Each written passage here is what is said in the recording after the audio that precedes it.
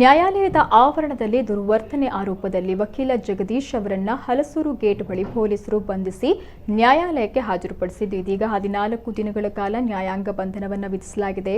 ಕೆಲ ದಿನಗಳ ಹಿಂದೆ ವಕೀಲ ಜಗದೀಶ್ ನ್ಯಾಯಾಲಯದ ಆವರಣದಲ್ಲಿ ದುರ್ವರ್ತನೆ ತೋರಿರುವುದಾಗಿ ಆರೋಪಿಸಿ ವಕೀಲರ ಸಂಘದ ಅಧ್ಯಕ್ಷ ವಿವೇಕ್ ರೆಡ್ಡಿ ನೇತೃತ್ವದ ನಿಯೋಗವು ನಿನ್ನೆ ನಗರ ಪೊಲೀಸ್ ಆಯುಕ್ತ ಕಮಲ್ ಪಂತ್ಗೆ ದೂರನ್ನು ನೀಡಿತ್ತು. ಪ್ರಕರಣವೊಂದರ ಸಂಬಂಧ ಶುಕ್ರವಾರ ಬೆಳಗ್ಗೆ ಸಿಟಿ ಸಿವಿಲ್ ಕೋರ್ಟ್ಗೆ ದಾಖಲೆ ಸಲ್ಲಿಸಲು ಹೋದಾಗ ಕೆಲವರು ತನ್ನ ಮೇಲೆ ಹಾಗೂ ಪುತ್ರ ಸೇರಿದಂತೆ ಆಪ್ತರ ಮೇಲೆ ಹಲ್ಲೆ ನಡೆಸಿದ್ದಾರೆ ಅಂತ ಜಗದೀಶ್ ಆರೋಪಿಸಿದ್ರು. ಇದಾದ ನಂತರ ಶನಿವಾರ ವಕೀಲರ ಸಂಘವು ಜಗದೀಶ್ ವಿರುದ್ಧ ಪೊಲೀಸ್ ಆಯುಕ್ತರಿಗೆ ದೂರನ್ನು ನೀಡಿತ್ತು.